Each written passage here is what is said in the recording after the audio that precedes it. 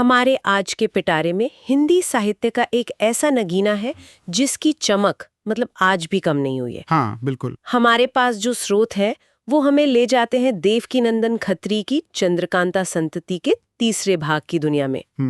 और इसका जो केंद्र है वो है एक नकाबपोश राजकुमार और तिलिस्मे फिरदौस। और ये सिर्फ कहानी का एक हिस्सा नहीं है, ये एक ऐसा मोड़ है जहाँ पूरी गाथा एक नई दिशा में घूम जाती है। अच्छा। आज हमारा मकसद है इस कहानी के मुख्य मोड़, किरदारों में आए बदलाव और वो जो क्लासिक जादुई तिलिस्मी तत्व हैं उनको समझना, जो इसे इतना दिलचस्प बनाते हैं। हाँ, ऐसा लगता है कि हम एक तूफान के ठीक पहले की शांति और फिर उस तूफान को अपनी आंखों से देखने वाले हैं। बिल्कुल। तो चलिए इस जादू, रहस्य और अय्यारी की दुनिया में और गहराई से उतरते हैं। समझते हैं कि ये नया और रहस्यमय किरदार है कौन और उसका आना कहानी के ताने बाने को कैसे हमेशा के लिए बदल देता है। तो कहानी की शुरुआत ही एक पीढ़ीगत बदलाव से होती है। ऐसा लगता है जैसे एक अध्याय खत्म हुआ और लेखक ने एक नई किताब ही खोल दी है। बिल्कुल। स्रोत बताते हैं कि इंद्रजीत लाडली और आनंद सिंह इंद्राणी का विवाह हो चुका है। पिछली पीढ़ी के संघर्ष और रोमांस के बाद अब मंच अगली पीढ़ी के लिए तैयार है। देखिए, ये एक बहुत ही साहसिक लेकिन जरूरी कदम है। अच्छा। हाँ, इसे कई बड़ी गाथाओं में इस्तेमाल किया जाता है। सोचिए, पुरानी पीढ़ी ने अपने लक्ष्य हासिल कर लिए, उनकी कहानियां एक मुकाम पर पहुंच गईं। सही बात। अब अगर कहानी को आगे बढ़ना है तो उसे नए खून, नई ऊर्जा की जरूरत है। तो ये शादी सिर्फ एक सामाजिक घटना नहीं है, ये एक साहित्यिक बैटन पास है। मतलब मशाल आगे बढ़ाई जा रही है। बिल्कुल। लेखक पाठकों को संकेत दे रहा है कि अब चुनौतियां भी नई होंगी और शायद पहले से कहीं ज्यादा बड़ी। और वो चुनौती इंतजार नहीं करती, मतलब कहानी उन्हें एक पल भी चैन की सांस नहीं लेने देती। तुरंत ही नौबर ने एक नकाबपोश राजकुमार आधमकता है। इतनी जल्दी एक नया विलन क्यों? ऐसा लगता है जैसे खुशियों पर तुरंत ग्रहण लग गया हो। यही तो कहानी कहने की कला है। ये जल्दबाजी नहीं है, ये कहानी की गति को बनाए रखने का तरीका है। अच्छा। लेखक नहीं चाहता कि पाठक सहज हो जाएं, वो दिखाना चाहता है कि इस दुनिया में शांति बस एक भ्रम है। हाँ। और देखिए कि ये किरदार कितना प्रभावशाली है। वो कोई छोटा मोटा दुश्मन नहीं है, वो एक नकाबपोश राजकुमार है जो अपने साथ एक रहस्य का पर्दा लेकर आता है। और उसका दावा तो देखिए। हाँ, वो आते ही कहता है कि उसके पास तिलिस्मे फिरदौस की आधी कुंजी है। ये बात वाकई चौंकाने वाली है। वो सिर्फ ताकत का दिखावा नहीं कर रहा, नहीं, वो सीधे कहानी के सबसे बड़े रहस्य के केंद्र पर चोट कर रहा है। बिल्कुल। ये एक मनोवैज्ञानिक चाल भी है। वो नायकों को ये बताने की कोशिश कर रहा है कि तुम लोग जिस पहेली को सुलझा रहे हो ना, उसका कंट्रोल मेरे हाथ में है। वो सिर्फ एक बाहरी खतरा नहीं है, वो कहानी की मुख्य पहेली का एक हिस्सा बन गया है। इससे इसका कद तुरंत बहुत बड़ा हो जाता है। वो सिर्फ लड़ने नहीं आया, वो खेल के नियमों को बदलने आया है। और ये चीज उसे पिछले किसी भी दुश्मन से ज्यादा खतरनाक बना देती है। और जब उसका नकाब थोड़ा सा हटता है तो तस्वीर और भी डरावनी हो जाती है। हाँ, पता चलता है कि ये राजकुमार कोई अकेला खिलाड़ी नहीं है। स्रोत बताते हैं कि वो एक जाने माने और पुराने खलनायक बद्रीनाथ का साथी है। बिल्कुल। मतलब ये कोई अचानक आया हुआ खतरा नहीं, बल्कि एक गहरी सोची समझी साजिश का हिस्सा है। सही, ये कनेक्शन बहुत जरूरी है। ये बताता है कि बुराई संगठित है, नायकों के दुश्मन आपस में जुड़े हुए हैं। और फिर हमें उसका नाम पता चलता है, कुंवर लखन सिंह। लेकिन उसका असली परिचय, उसका दूसरा नाम है तिलिस्मी शैतान। एक मिनट, तिलिस्मी शैतान, ये नाम क्या बद्रीनाथ ने उसे दिया है या वो खुद को ऐसा कहता है? ये एक बेहतरीन सवाल है। स्रोत में ये साफ साफ तो नहीं लिखा है, लेकिन दोनों ही संभावनाएं उसके किरदार को और गहरा बनाती हैं। कैसे? देखिए, अगर दुश्मनों ने उसे ये नाम दिया है तो ये उसकी खतरनाक प्रतिष्ठा को दिखाता है, और अगर उसने खुद ये नाम चुना है तो ये उसके अहंकार और अपनी शक्तियों पर उसके भरोसे का पता देता है। बिल्कुल। वो खुद को एक साधारण राजकुमार नहीं, बल्कि तिलिस्म और माया का स्वामी मानता है।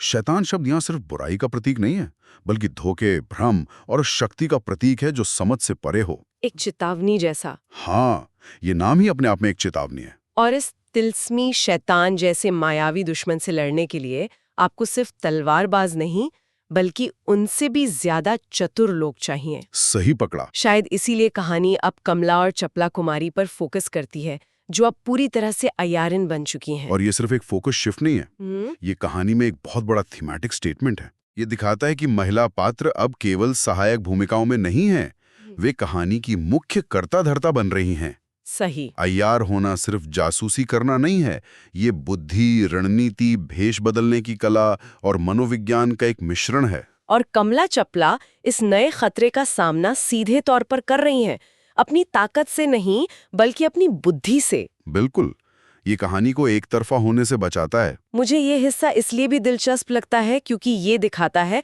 कि हर चुनौती के लिए एक अलग तरह के नायक की जरूरत होती है। हाँ, जहाँ ताकत काम नहीं आती, वहाँ अय्यारी काम आती है। लेकिन उनकी चुनौती कितनी बड़ी है, इसका अंदाजा तब होता है जब कहानी एक और अविश्वसनीय चीज सामने लाती है। वो गायब होने वाला किला। हाँ, एक ऐसा किला जो रात में पूरी तरह गायब हो जाता है। अब जरा इस स्थिति की कल्पना कीजिए, आप एक जासूस हैं, आपका लक्ष्य एक किले में घुसना है, लेकिन जब आप वहां पहुंचते हैं तो किला है ही नहीं। ये सिर्फ एक सैन्य चुनौती नहीं है, ये एक मनोवैज्ञानिक हमला है। ये आपके होश पर, आपकी आंखों पर सवाल खड़ा कर देता है। क्या मैंने जो देखा वो सच था या कोई भ्रम था? हाँ, या ये सच में कोई जादुई रचना है जो भौतिक रूप से गायब हो जाती है। ये तो दुश्मन को लगभग अजेय बना देता है। आप उसे कैसे पकड़ेंगे जो अपने पूरे ठिकाने के साथ हवा में गायब हो सकता है? यही इस तिलिस्मी शैतान की असली ताकत है। उसकी लड़ाई सिर्फ जमीन पर नहीं बल्कि आपके दिमाग में भी चल रही है। वो अपने दुश्मनों को थका देना चाहता है, उन्हें भ्रमित करके तोड़ देना चाहता है।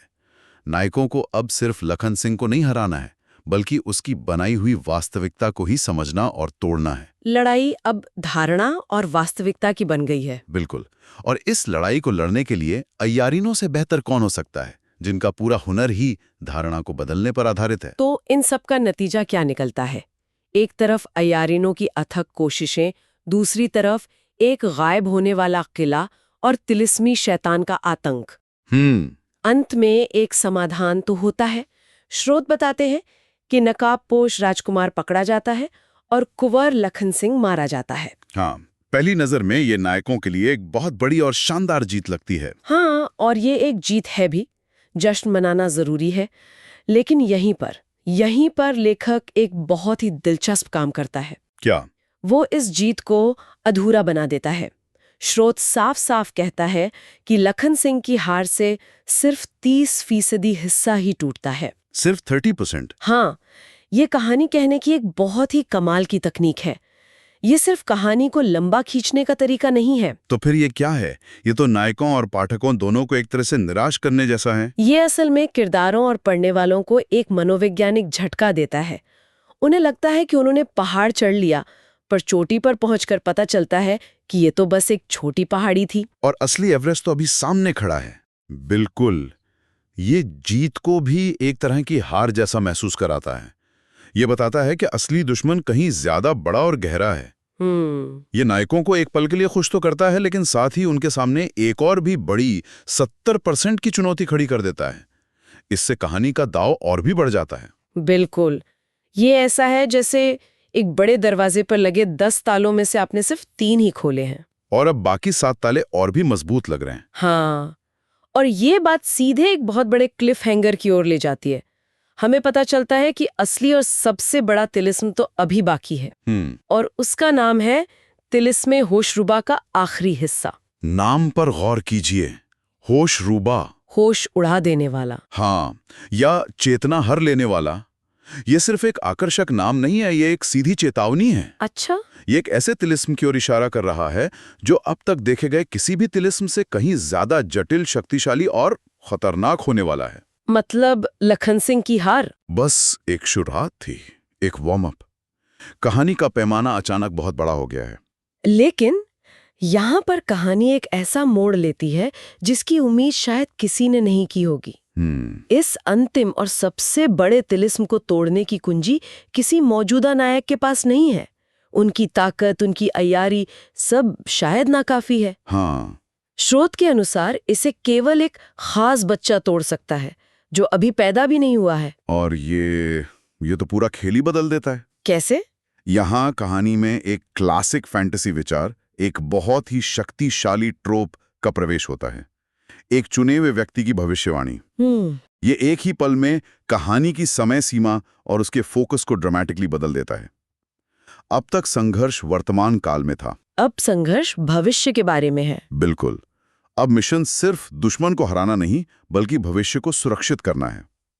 अब नायकों का सबसे बड़ा काम उस भविष्य वाले बच्चे के जन्म और उसकी सुरक्षा को सुनिश्चित करना बन गया है। तो लड़ाई अब एक तिलिस्म को तोड़ने की नहीं रही, नहीं, ये अब एक पूरी आने वाली पीढ़ी के भविष्य को बचाने की बन गई है। और ये सोचना कितना दिलचस्प है कि कहानी के सबसे शक्तिशाली किरदारों की किस्मत अब एक ऐसे व्यक्ति पर निर्भर है जिसका कोई अस्तित्व ही नहीं है। तो चलिए इस पूरी गहन चर्चा को समेटते हैं।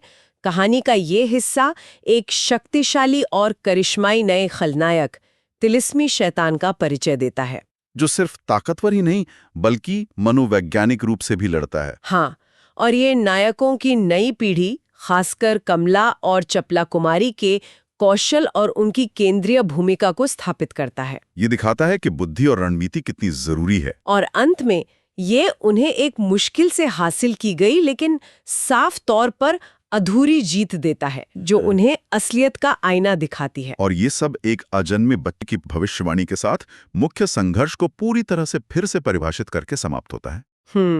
ध्यान वर्तमान में दुश्मन को हराने से हटकर भविष्य को सुरक्षित करने और एक विरासत को बचाने पर चला जाता है।